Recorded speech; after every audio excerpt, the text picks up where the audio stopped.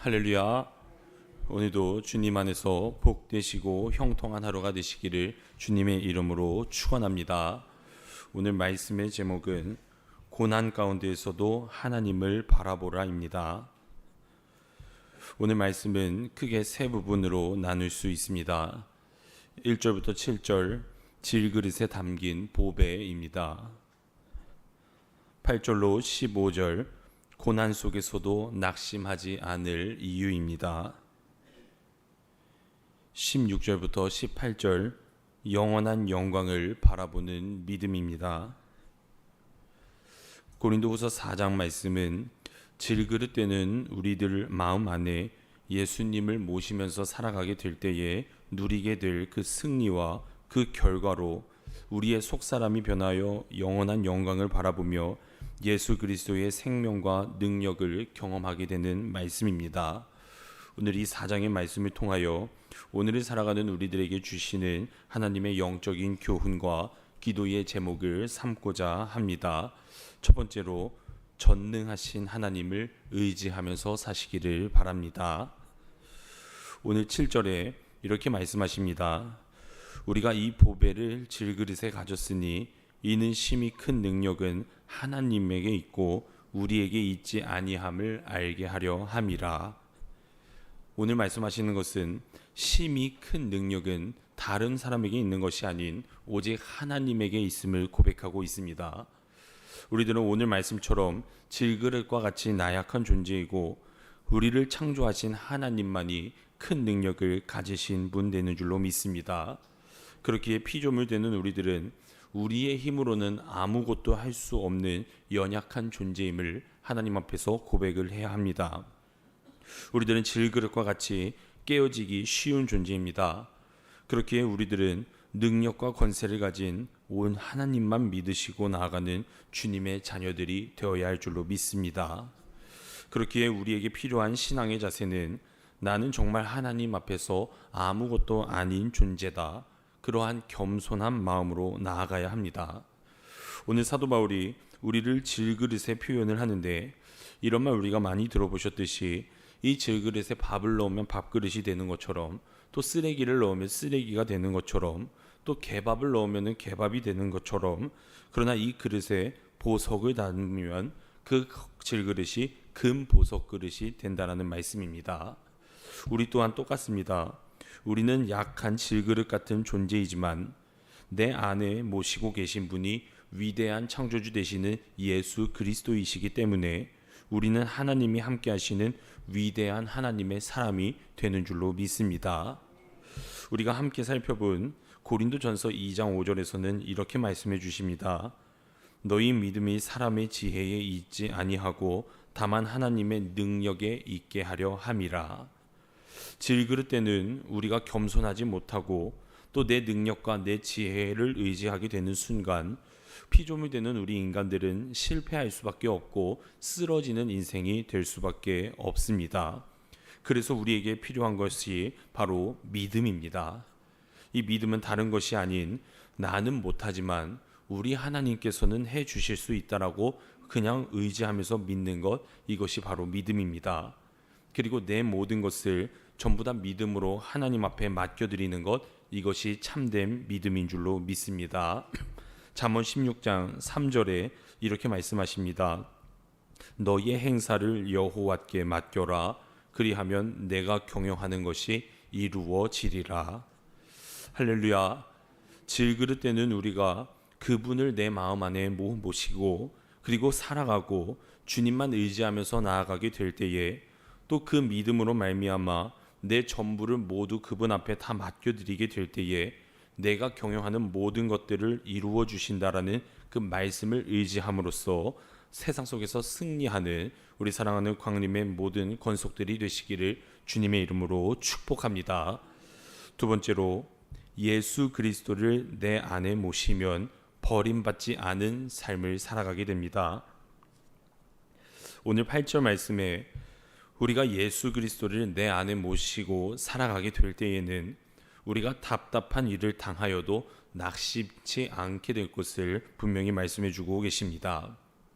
우겨쌈을 당하는 것이 외부적인 불안과 고통의 문제라면, 또 답답한 일을 당한다는 것은 내적인 고통과 근심과 걱정, 그리고 불안으로 인한 고통을 의미하게 됩니다.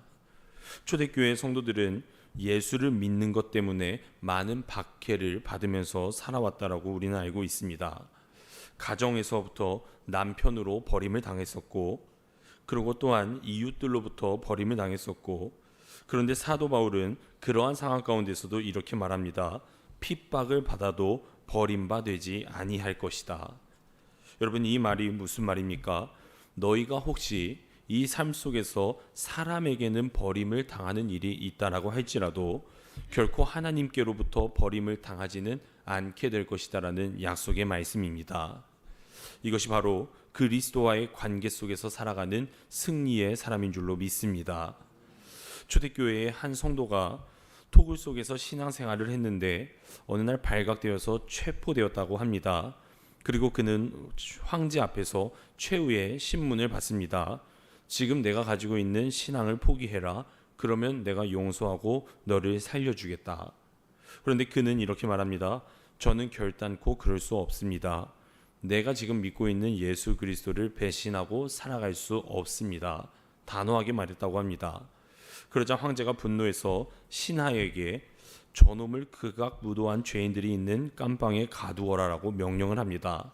그런데 그때 신하가 이렇게 말합니다. 안 됩니다. 예수 믿는 사람들은 죄인들이 있는 방에 가두면 그 깜방 안에 있는 죄수들을 전도하게 돼서 다 예수를 믿게 만들 것입니다. 그러자 황제가 또 말합니다. 그러면 굶겨라.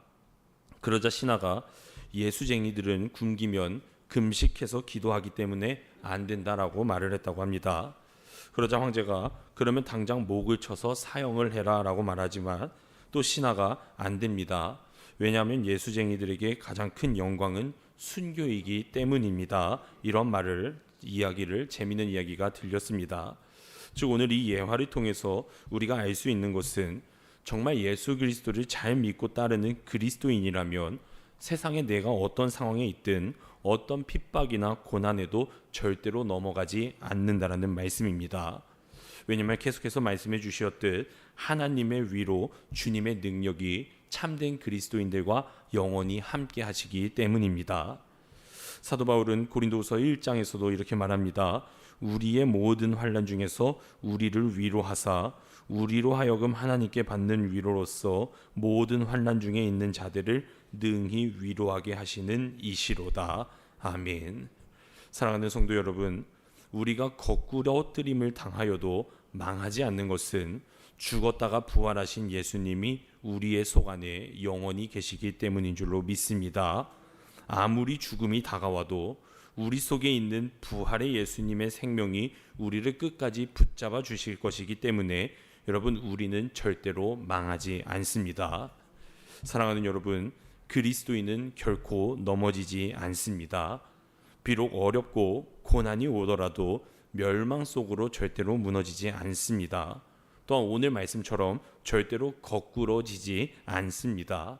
왜냐하면 우리 속에는 세상을 이긴 예수 그리스도 그분이 계시기 때문인 줄로 믿습니다. 그러므로 온 세상이 나를 넘어뜨리려고 할지라도 세상을 이기신 주님이 나와 함께 계시다라는 그 믿음으로 말미암아 세상 속에서 언제나 승리하는 복된 삶을 살아가게 되시기를 주님의 이름으로 축원합니다. 끝으로 고난 가운데에서도 하나님을 바라보면 승리하게 됩니다. 우리가 잘 알듯이 이 고린도라는 지역은 죄악이 만연한 도시였다라고 합니다. 그렇기 때문에 이단도 많고 또 파당도 많이 생기고 그러한 슬픔 속의 상황 속에서 지금 바울이 고린도 성도들에게 편지를 쓰며 눈물로 권면하고 있습니다. 그리고 그 편지를 받고 감동을 한 그들이 다시 예수 그리스도의 품 안으로 돌아오게 되었습니다. 그리고 지금 사도 바울이 그들에게 다시 말하는 것입니다. 어떤 고난과 고통이 너에게 있다라고 할지라도 너희는 절대로 낙심하지 말라. 나도 고통을 많이 당했지만 끝까지 인내하고 하나님을 바라봄으로써 믿음으로 승리했노라. 즉 고난 가운데에서도 그 가운데에 하나님의 뜻이 있으니 그 고난 너머에 있는 하나님만을 바라보며 승리하는 자세로 나아가라고 권면하고 있습니다. 그렇다면 바울은 그 고난의 과정을 통해 어떻게 하나님의 뜻을 발견했는가? 먼저 그 고난을 통해서 속사람이 더 강해졌기 때문에 그러했습니다. 오늘 16절입니다. 그러므로 우리가 낙심하지 아니하노니 우리의 겉사람은 낡아지나 우리의 속사람은 날로 새로워지는도다.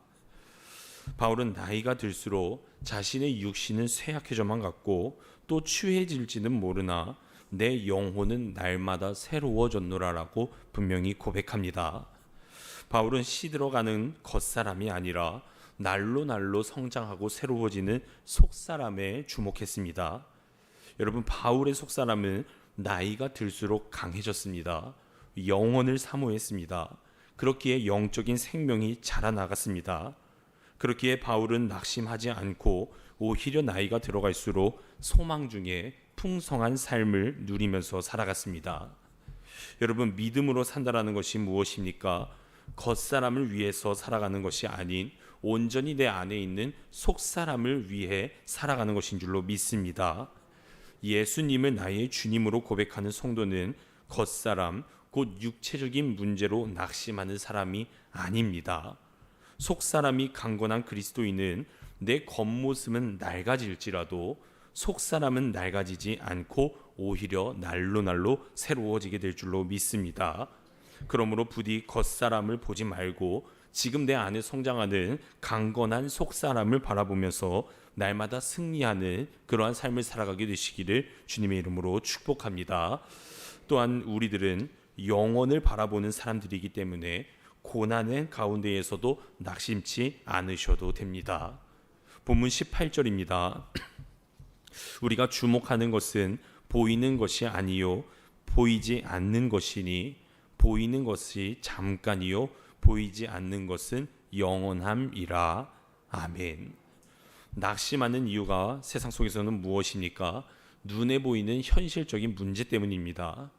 그러나 보이는 세계보다 보이지 않는 영혼의 세계가 더 중요하다는 것을 믿는 우리들은 꼭 끝까지 믿음으로 고백하셔야만 합니다. 그렇지 않으면 자칫 우리가 살아가는 이 세상 속만이 전부인 줄로 착각을 하게 됩니다. 여러분, 신약 성경에서 잘 아시듯이 사탄 마귀가 광야에서 예수 그리스도를 시험하면서 높은 산에서 보여준 것이 무엇입니까? 천하의 아름다운 것과 그리고 부귀영화였습니다. 눈에 보이는 것을 가지고 시험을 한 것입니다. 왜냐하면 눈에 보이는 것이 욕심의 감정을 불러일으키기 때문이었습니다. 그러나 그것은 잠깐의 영광이요 쉬 사라지는 것임을 우리는 꼭 알아야만 합니다. 화요일날도 새벽 시간에 말씀드렸듯이 우리들은 눈에 보이는 것이 아닌 눈에 지금은 보이지 않는 저 영원한 나라의 영광을 위해서 끝까지 달려나가는 삶을 살아야 할 줄로 믿습니다. 사랑하는 여러분, 누구든지 세월이 지나면 지날수록 사람의 육신은 쇠하여지고 또 늙어지게 됩니다. 그래서 세월 앞에 장사 없다라는 말도 우리에게 있습니다. 그러나 여러분, 결코 낙심하지 마시기를 바랍니다. 오늘 말씀처럼 내 비록 겉사람 육신은 낡아지고 힘이 없어질지는 몰라도 하나님을 향한 그 속사람은 날로 강하게 되는 줄로 믿습니다. 지금 우리가 이 땅에서 당하는 환난은 아주 잠시뿐이심을 믿으시기를 바랍니다. 그러므로 보이는 현실보다 보이지 않는 저 영혼이 훨씬 더 소중함을 깨달으시고 어떤 상황 속에서도 낙심치 않고 하나님이 주신 그 속사람으로 말미암아 승리하는 삶을 살아가게 되시기를 주님의 이름으로 축원합니다. 기도하시겠습니다. 사랑과 은혜가 많으신 하나님, 우리가 이 세상 속에서 고난에 좌절하지 않고 살아갈 수 있는 이유는 이미 우리와 동행하시고 이미 승리를 이루어내신 예수 그리스도께서 우리와 동행하시기에 우리가 승리하게 나아가게 되는 줄로 믿습니다. 하나님, 늘 그 은혜에 감사하며 날마다 속사람이 강건한 자로서 살아가게 하여 주시옵소서. 오늘도 이 새벽 제단에 하나님 앞에 간절한 기도의 제목을 가지고 온 우리 사랑하는 광림의 모든 권속들의 기도에 응답하여 주시옵고, 특별히 그 은혜에 감사하며 예물 올려드리는 이들의 그 귀한 손길 위에도 하나님의 놀라우신 은혜와 은총이 임하게 되게 하여 주시옵소서. 성령님께서 함께하여 주실 줄로 믿사오며 예수님의 이름으로 기도드려 싸움나이다. 아멘.